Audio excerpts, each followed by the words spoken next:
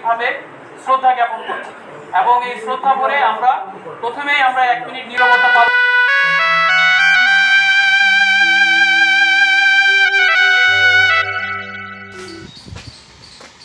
ছাত্র আন্দোলনের মুখে শেখ হাসিনা সরকারের পদত্যাগে বাংলাদেশ নতুন সরকার গঠনের পরই দেশে শান্তি ও আইনশৃঙ্খলা রক্ষায় বেনাপোল সর্বদলীয় বৈঠক অনুষ্ঠিত হয়েছে। যশোর ৪৯ বিজিবি ব্যাটালিয়নের অধিনায়ক লেফটেন্যান্ট কর্নেল উপস্থিতিতে এই বৈঠক অনুষ্ঠিত হয়। বেনাপোল পোর্ট থানা কনফারেন্স রুমে বৈঠকে বক্তব্য রাখেন উপজেলা বিএনপির সভাপতি খায়রুজ্জামান মধু, পৌর মেয়র নাসির উদ্দিন, কেন্দ্রীয় নেতা নুরুজ্জামান লিটন, পৌর বিএনপি পৌর সভাপতি নাজিম উদ্দিন, সাধারণ সম্পাদক আবু তাহের ভারত, ছাত্রনেতা মোহাম্মদ আকাশ, ট্রান্সপোর্ট মালিক সমিতির সভাপতি Atikuzzaman Sony, press club Benapole সাধারণ সম্পাদক বকুল মাহবুব, উপজেলা যুবদলের সভাপতি মুস্তাফিজুর সেলিম, জামাত নেতা আজিজুর রহমান, পৌর ছাত্রদল সভাপতি দীপু হাসান, ব্যবসায়ী নেতা আব্দুল লতিফ, শিক্ষক আব্দুল মান্নান, পূজা উদযাপন পরিষদ সাধারণ সম্পাদক উজ্জ্বল কুমার, সিএনডিএফ স্টাফ অ্যাসোসিয়েশনের সম্পাদক সাজেদুর রহমান সহ বিভিন্ন শ্রেণী পেশার মানুষ সবাই এলাকার শান্তি শৃঙ্খলা রক্ষায় সহযোগিতা করার আশ্বাস দেন। দলীয় নেতাকর্মীদের শান্ত থাকার আহ্বান জানানো হয়। পোর্ট থানার ওসি সুমন কুমার ভক্তের পরিচালনায় শৃঙ্খলা অনুষ্ঠানে উপস্থিত সবাইকে আইনশৃঙ্খলা রক্ষায় সহযোগিতার আহ্বান জানিয়ে সিও বক্তব্য দেন। সবার সহযোগিতার অনুরোধ করেন তিনি। তো এই পথ চলা তো এক জায়গা থেকে শুরু করতে হবে। আমরা আমি যেটা বলছিলাম যে আমরা তো একটা অধ্যায় শুরু করেছি, এই শুরুটা তো সামনের দিকে আগাতে হবে। তো যেই প্রসেসের মধ্যে দিয়ে আমরা সামনের দিকে আগাচ্ছি, এই জায়গাগুলোকে আগানোর জন্য সবার সহযোগিতা প্রয়োজন। আমরা একা কিন্তু কেউ পথ চলতে পারবো না। আমরা একা যদি কোনো কিছু করি তাহলে একটা পর্যায় পর্যন্ত যে আমাকে থেমে যেতে হবে। আমার হাত দুটা, মাথায় একটা, পা দুটা, আমি যদি একটাকে পিছনে রেখে যাই কিন্তু আমি সামনে আগাতে পারবো না। তো এই যে আমার যত যা কিছু আছে এগুলোকে যদি সবাইকে যদি আমরা একসাথে না জোড়া লাগাতে পারি তাহলে কিন্তু আমাদের কিন্তু এটা সম্ভব হবে না। আপনারা জানেন এই বেনাপোল বাংলাদেশের একটি গুরুত্বপূর্ণ একটি বন্দর। শুধু বাংলাদেশ না, এটা এই দক্ষিণ এশিয়ার মধ্যে একটি খুবই গুরুত্বপূর্ণ বন্দর, যা পণ্য আমদানি এবং রপ্তানিতে একটা বিশাল ভূমিকা রাখে। এটা ছাড়াও এই বেনাপোল থানা হিসেবে কিন্তু এই জায়গাগুলো একটি আলাদা গুরুত্ব বহন করে। আমরা বিজিবি বিশেষ করে আমরা বেনাপোল পোর্ট আইসিপি এটার দায়িত্বে রয়েছি, এটা নিরাপত্তা নিশ্চিত করবে। এছাড়াও যশোর জেলার 70 কিলোমিটার যে বর্ডার আছে সেই বর্ডারগুলো আমরা কাজ করছি।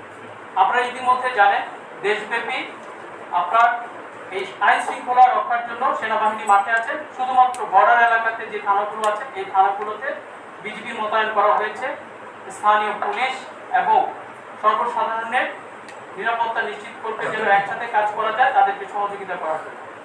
আমাদের সকলে আমরা চেষ্টা করছি যাতে করে দ্রুত আইন শৃঙ্খলা রক্ষার উন্নতি হয়। এই আইন শৃঙ্খলা রক্ষা করতে যে আমরা যদি একে অপরকে যদি সহযোগিতা না করি তাহলে কিন্তু আমরা নিজেরাই বোঝার হব বা নিজেরাই করব। তো এই ব্যাপারে কিন্তু আমাদেরকে সচেষ্ট থাকতে হবে। তো ভবিষ্যতে আমাদের সাথে আমাদের অনেক ইন্টারাকশন হবে, যোগাযোগ হবে। আমার বিশ্বাস আমাদের যে ছোটখাটো সমস্যা এবং ভুলভাল এগুলো করে আমরা সামনের দিকে এগিয়ে যাব। এখানে সবাইকে আসার জন্য ধন্যবাদ জানাচ্ছি এবং সকলকে আমাদের বিজেপির তরফ থেকে আন্তরিক অভিনন্দন জানিয়ে শেষ করছি। সবাইকে পর্যায় করবো আমরা এটা আসলে স্বীকারই করতে হবে যে আমাদের ভারত মুস্তাফিজুর সেলিম আমাদের সহ তারা যে নেতৃত্বে ওই মুহূর্তে তাদের দায়িত্বটা নেওয়া দরকার ছিল এবং তারা কিন্তু সঠিক দায়িত্ব নিয়েছে।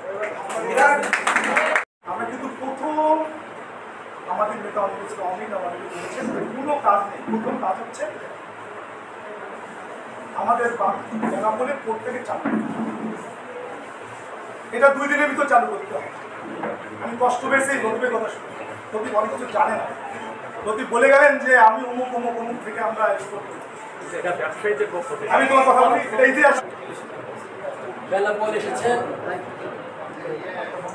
এই আইন শৃঙ্খলা কোনো বিঘ্ন না ঘটে, স্থিতিশীল থাকে সেই জন্যই যে সকালে এসেছে আমার মনে হয় 9টা আপনারা করবেন কেন ইমিগ্রেশন থাকলে আপনারা থাকবে কারণ এখান থেকে আমাদের রুজির ব্যাপার হয় আমরা কে কোন রাজনৈতিক দল করি এটা কোনো ব্যাখ্যা না 17 বছর কি যন্ত্রণায় পড়েছেন এটা কোনো ব্যাখ্যা না আপনারা আওয়ামী লীগ খারাপ করেছে ভালো কথা আপনারা ভালো আপনারা ভালোভাবে সুন্দরভাবে সবার সাথে মিলেমিশে এই বেনাপোলকে সুন্দরভাবে করার চেষ্টা করেন কারণ বেনাপোল ভালো থাকলেই কিন্তু আমরা ভালো থাকবো আর আমি এখানে বেনাপোলের মেয়র মহোদয় আছে আমি তাকে দৃষ্টি আকর্ষণ বলতে চাই যেহেতু সে বেনাপোলের মেয়র অনেক দায়িত্ব কিন্তু তার পেছনে থেকে কোনো রকম উল্টো পাল্টা কথাবার্তা না শুনে সে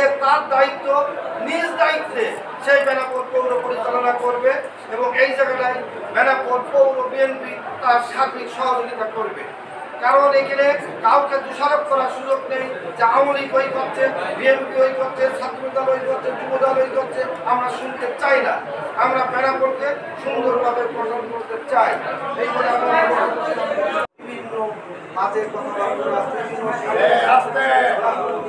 কথা বলছি লজ্জা পাই যে কাজটা করা উচিত ছিল আমার আপামর জনসাধারণের কিন্তু সেই কথা আজকে যে স্বাধীন এই ছাত্র আন্দোলনের যারা ইন্তেকাল করেছেন আল্লাহ তাআলা তাদের জান্নাতে সর্বোচ্চ আমানত দান করেন তার জন্য আমরা কামনা করছি ভাবে আমরা কাজ করতে পারি এই ব্যাপারে প্রশাসন আমাদের পাশে থাকবে তাহলে আমরা সমাজে যে অসঙ্গতি আছে সেই অসঙ্গতিগুলো থেকে দিতে পারবো বেনাপোল সহ আশপাশে আমরা অনেক অসঙ্গতি দেখি এখানে মাদকের একটা ব্যাপক একটা প্রকোপ আছে এখানে আইন শৃঙ্খলা নিয়ে চাঁদাবাজি টেন্ডারবাজি দখল আমি আমার ছাত্রদের নিয়ে এই দুষ্কৃতিকারীদের প্রতিহত শ্রদ্ধা রাখছি বিশেষ করে ছাত্র বৈষম্য বিরোধী যে আন্দোলন তাদের আন্দোলনের মধ্য দিয়ে আজকে অধিকার প্রতিষ্ঠিত হয়েছে আমি স্পেশালি তাদেরকে ধন্যবাদ জানাই। আমি জানাই দিচ্ছি যাতে করে কোনো ক্ষতিগ্রস্ত কেউ না হয় আমরা আমাদের ট্রান্সপোর্ট অ্যাসোসিয়েশনের পক্ষ থেকে যেখানে যা করণীয় অনেকে মনে করতে পারে সবাই একসাথে কাজ করবো সেটার ব্যাপারে বলার জন্য এবং কারো যদি সেই ব্যাপারে কোনো মতামত থাকে শুধুমাত্র সেই ব্যাপারে আমরা কথা বলবো। শার্শা থানার প্রত্যেকটি গ্রামে প্রত্যেকটি বাজারে প্রত্যেকটি অঞ্চলে আমরা যারা দল করেছি আমাদেরকে মানবিকভাবে ক্ষতিগ্রস্ত করা হয়েছে আমাদের ব্যক্তি স্বাধীনতাকে হরণ করা হয়েছে আজকে আমি আপনাদের কাছে করজোড়ে নিবেদন করব যে ওনারা যা করেছিল আমরা সেটি করব না আপনাদের কাছে আমার আহ্বান থাকবে আমার নেতা ফখরুল ইসলাম বিষয়ে আমার স্নেহভাজন নেতা অনিল ইসলাম অমিত সাহেব বারবার আমাদেরকে বলছে যে চাচা ছুটে যান প্রত্যেকটি গ্রামে গ্রামে যান আমি গতকাল রাত যখন 11টা বাজে তখন আমি ওই আমাদের তুলসীর মন্দিরে আমরা মিটিং করেছি লিটনদা এই পাটলাড়ির মন্দিরে মিটিং করেছে এর অর্থ কি এর অর্থ আমরা চাচ্ছি যে আমরা এই সমাজ এই আমাদের এলাকাটাকে একটা ঠান্ডা রাখার জন্য আমাদের মধ্যে ক্ষোভ আছে আপনি ক্ষোভ তো অবশ্যই আছে ক্ষোভ আমার মতন ক্ষোভ কারণ নাই কারণ অত্যাচার করেছিল আমার পরে আমাকে কয়েকটি উচ্চার করে দিয়েছিল আমাকে মিথ্যা কেস দিয়েছিল অস্ত্রদের চালান করে আমাকে 17.5 বছর আমাকে জেল দিয়েছিল আমাকে বাজায় রশি দিয়েছিল আমি ক্ষোভ সেই ক্ষোভ কিন্তু আমি নিবারণ করে দিয়েছি সেই ক্ষোভ আমি মিলিয়ে দিয়েছি সুতরাং বন্ধুগণ আপনাদের কাছে আমি বিনয় শুধু অনুরোধ করবো দয়া করে শাসন থানার শান্তি শৃঙ্খলা রাখে। ভিউয়ার্স আমাদের ভিডিওটি পছন্দ হলে লাইক কমেন্টস করে আপনার মূল্যবান মতামত জানাবেন শেয়ার করে সুযোগ করে দেবেন অন্যদেরকে দেখার আর এই চ্যানেলে আপনি নতুন হলে এখনই করে নিন সাবস্ক্রাইব ভালো থাকবেন সবাইকে ধন্যবাদ।